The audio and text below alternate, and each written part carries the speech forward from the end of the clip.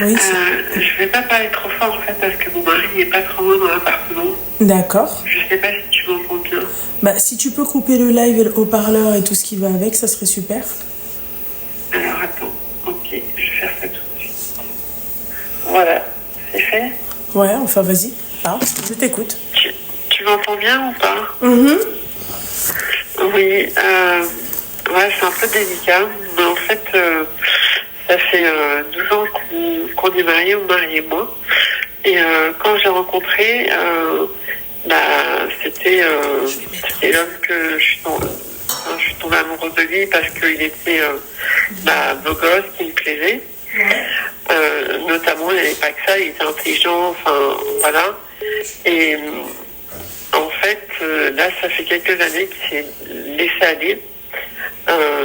Mais un point assez important, parce que j'ai emmené chez une nutritionniste récemment. Tu l'as emmené Chez une nutritionniste. Ok, parce que pourquoi il a pris du poids? Alors attends, je vais te dire, moi je l'ai emmené parce que j'étais vraiment en panique, parce qu'en fait il est devenu obèse modéré, selon le médecin. Obèse modéré? Ouais, c'est-à-dire qu'il est à 100 kilos. Bah, il mesure combien ton mari? 1m74. Ok. Donc j'ai un peu de mal à dire ça, mais en fait mon mari ne me plaît plus, j'ai plus envie de coucher avec lui. Quand je le vois, c'est plus comme avant, c'est super dur, quoi. Ça fait combien de temps que t'es mariée avec lui? Ça fait 12 ans. 12 ans? Oui. Mais est-ce que t'as essayé de comprendre pourquoi il avait pris du poids? Pourquoi? Au tout début, en fait, quand ça a commencé un petit peu, tu vois, j'ai laissé faire. Il me disait que c'était à cause de son travail. Aujourd'hui, il me dit toujours que c'est à cause de son travail. Il a un travail stressant, c'est vrai, très stressant, très prenant. Et donc, il me dit qu'il se venge là-dessus, quoi. Après, moi, Loulou, je sais pas s'il y a autre chose, tu vois. Mais lui, il me dit que c'est à cause de son travail. Et effectivement, son travail, il est très prenant et très stressant. Donc, ça peut être ça. Mais s'il y a quelque chose à côté et qu'il me dit pas, moi, je peux pas savoir. D'accord. Ok. Vous avez des enfants ensemble? Non, on n'en a pas. Et ça fait combien de temps qu'il a grossi comme ça? En fait, ça a été petit à petit, je dirais, sur une année. Il a pris combien de kilos à peu près? Écoute, moi quand je l'ai rencontré, quand on était au tout début de notre relation, il faisait, je sais pas, peut-être dans les 74, quelque chose comme ça. Et là, voilà, ça a explosé, quoi. Et ce qui m'énerve le plus, tu vois, Loulou, c'est que je l'aime, mais son image, je peux plus me l'avoir, quoi. Tu vois, et ça me fait trop mal de dire ça, parce que c'est mon mari, je l'aime, et quand je regarde, je suis plus attirée. Tu veux des enfants? Comment ma belle? Est-ce que tu veux des enfants? Non, pour l'instant, j'en veux pas, non. Si, mais d'accord, ok. Pour l'instant, t'en veux pas, mais ça veut dire que tu pourrais en avoir des enfants. Oui. C'est un choix, ok. Demain,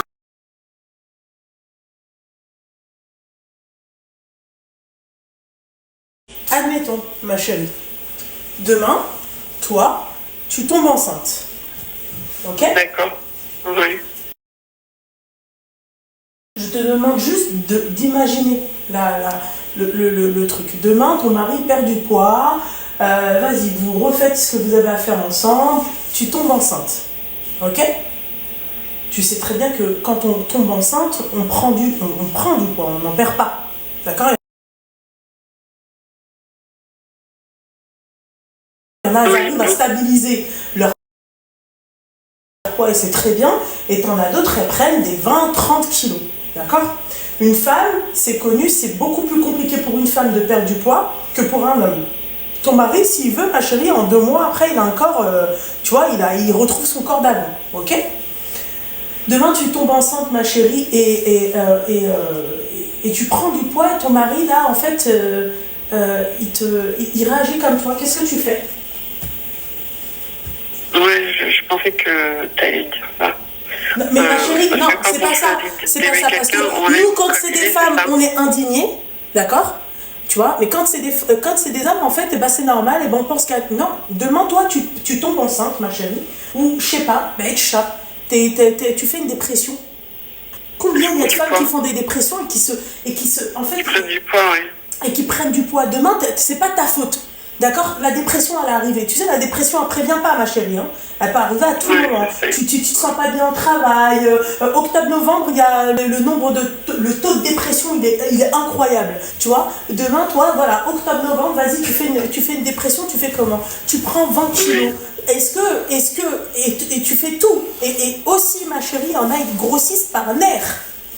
Il y en a, par exemple, ma chérie, ils ne mangent pas beaucoup. Si tu vois la quantité de ce qu'ils bouffent dans la journée et comment ils grossissent, c'est incroyable. Donc, en fait... Et en fait, quand tu me dis ça, j'ai l'impression que tu me juges, Loulou. Parce que, comme je te l'ai dit, tu vois, c'est mon mari et j'aime.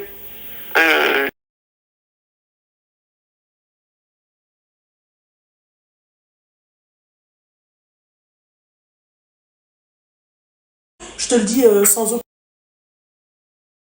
aucun problème, sans trembler. Oui, je te juge. C'est un jugement. Je porte un jugement par rapport à ce que tu dis. Tu vois? Parce que tu sais ce qui me dérange dans ton discours, c'est qu'en fait, toi, tu t'es arrêté à quoi? Tu t'es juste arrêté à oui, je pense que c'est le travail, parce qu'au travail, ça se passe pas bien. Mais ma chérie, si tu m'aimes pour de vrai, tu sais ce que tu fais? D'accord? Tu vas sur Doctolib, ok? Tu prends un rendez-vous chez une psychologue. Tu prends un rendez-vous chez une... Mais il veut pas. Hein? Mais Loulou, je vais. Et bah, dans ces cas-là, j'ai réussi à le traîner chez le nutritionniste de force, et le psychologue, il veut même pas en parler.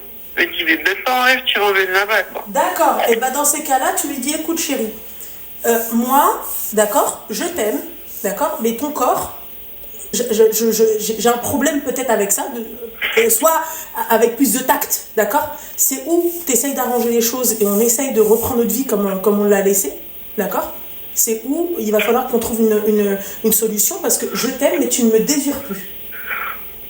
Oui, parce qu'en plus, moi, je ne laisse pas tomber, tu vois, je fais tout, je l'emmène chez une nutritionniste, il lui donne un traitement qui coûte super cher, c'est des piqûres, tu vois, qui coûtent 300 balles la boîte, il n'y a une piqûre à faire par semaine, il veut pas la faire, je me bats avec lui pour qu'il la fasse, il veut pas, je me bats avec lui pour qu'il fasse le minimum d'efforts,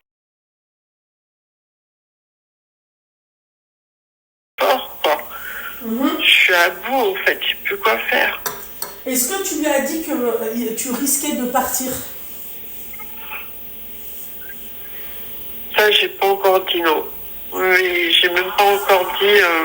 Tu devrais commencer déjà par ça. Tu vois, tu devrais me dire, écoute, moi j'essaie de trouver, j'ai pas envie d'être lâche et te lâcher comme ça en cours de route. J'essaie de trouver des solutions. J'essaie de... Attends 2 minutes. Attends 2 minutes, ma chérie. Vas-y, je t'en prie, ma mère.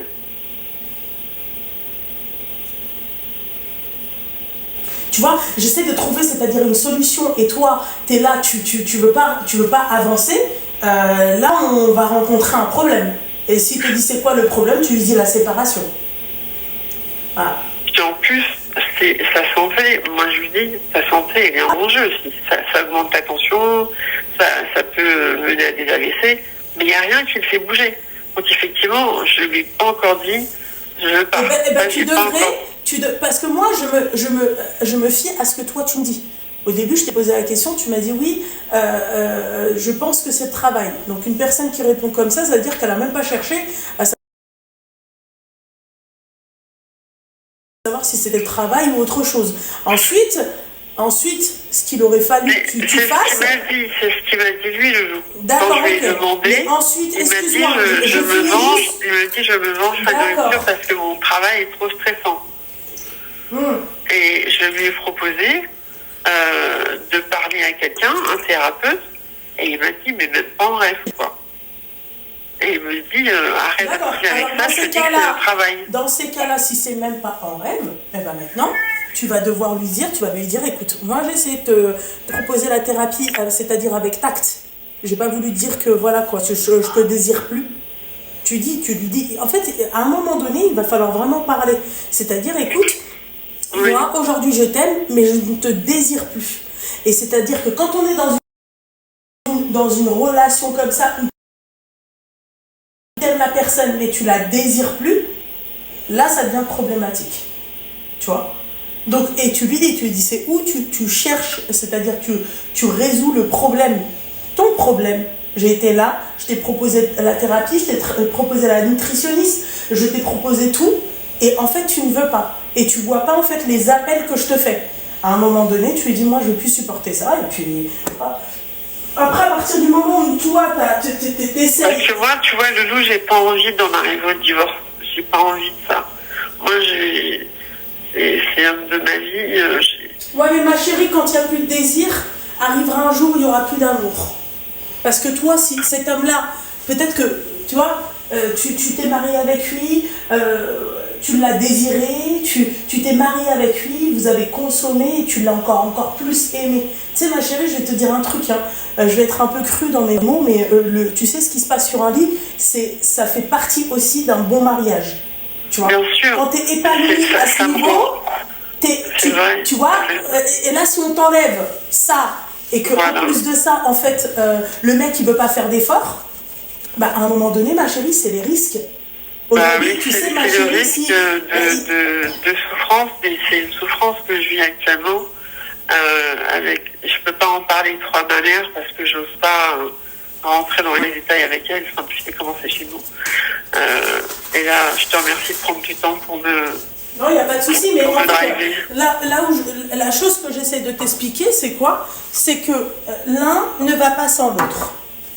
L'un ne va pas sans l'autre. C'est-à-dire, s'il n'y a pas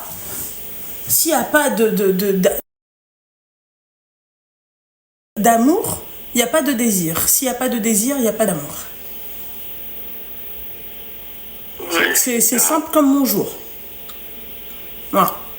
Si tu veux que je sois plus crue, c'est-à-dire que là, même le mec, excuse-moi, en fait, les mecs, ma chérie, les mecs, attends, ma chérie, les mecs qui partent et qui ont des plans à droite, à gauche, ma chérie, pourquoi ces mecs-là, ils sont pas mariés?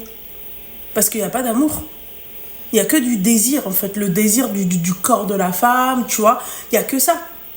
Pourquoi ces mecs-là ne se marient pas? Bah parce qu'il n'y a pas d'amour, tu vois. Et toi, tu es dans une situation où toi, tu l'aimes, mais il n'y a pas de désir, tu le désires plus. Oui, ma chérie, à un moment donné, il n'y aura plus d'amour. À un moment donné, c'est ce qui va se passer. Tu n'es pas en colocation avec lui. Ben, en fait, en ce moment, c'est marrant que tu dis ça parce que depuis qu'il n'y a plus de relation. Et ça fait combien de temps qu'il n'y a plus de crac-crac boum-boum? Oh là là, j'ose même pas te le dire. Tu peux le dire? Ça fait 8 mois. Putain. Bébé, tu ronfles. Non, mais mon cœur, tu ronfles. N'importe quoi, non mais c'est...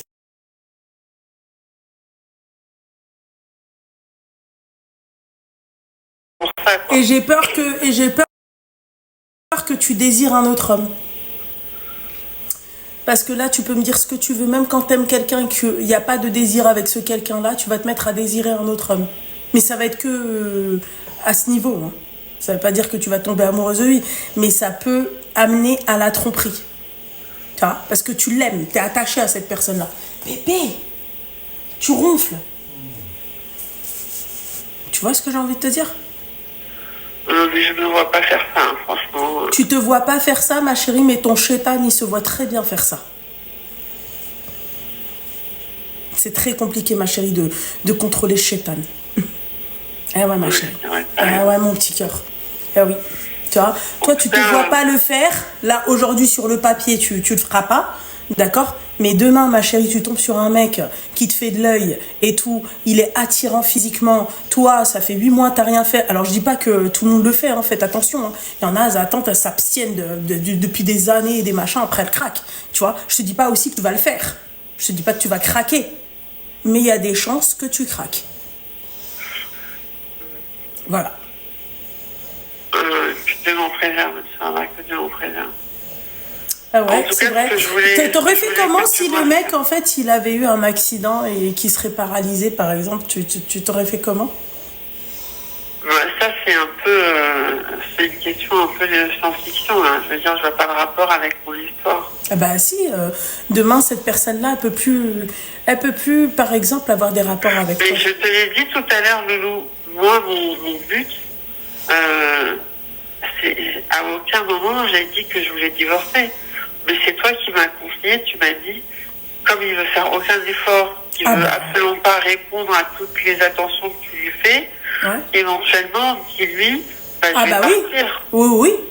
Ah mais ça c'est clair. Non mais moi là je te pose une autre question qui n'a rien à voir avec ce que je t'ai dit. Tu vois ? Là demain ce mec là il a un accident, il devient paralysé. Tu fais comment ? Ben je reste avec lui. Ok. Ben, c'était juste ça la question. Et ensuite oui bien sûr. Bah, mais ça c'est connu, mais c'est même on te le dit même dans notre religion.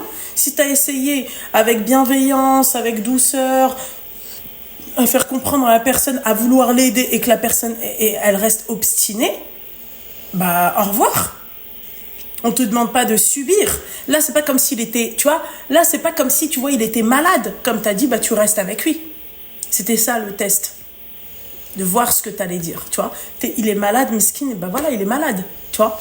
C'est pas quelque chose, on va dire que, tu vois, là le mec en fait si tu veux tu lui poses la question, il te dit non je veux pas, ah bah certainement pas, bah si. Excuse-moi, si t'es en dépression, tu dois faire une thérapie. Ah oui, et le déclic, peut-être que ça va être notre relation. Tu comprends ce que j'ai envie de te dire ? Le déclic, ça va être, montre-moi à quel point tu tiens notre relation. Est-ce qu'on s'aime pareil ? Tu crois que je pourrais, puisque là tu me dis ça, pour lui mettre la pression, genre partir 2-3 jours chez ma mère, pour lui montrer à quel point je suis à bout. En fait, je pense que tu pourras faire ça à partir du moment où si le mec, en fait, il reste obstiné après lui avoir proposé Enfin, c'est pas vraiment une proposition, mais c'est un peu comme du chantage, tu vois. C'est un peu comme... voilà, c'est où tu viens, on essaye d'arranger les choses, c'est où, ciao, tu vois. Ouais. Et si le mec, en fait, il a une réponse un peu farfelue, là, tu prends tes clics et tes claques et tu te barres chez ta mère, oui. Ça, c'est clair. Là, il va voir ce que c'est. Merci. Là, il va voir ce que c'est de plus être avec toi quelques jours et ça va peut-être le faire cogiter.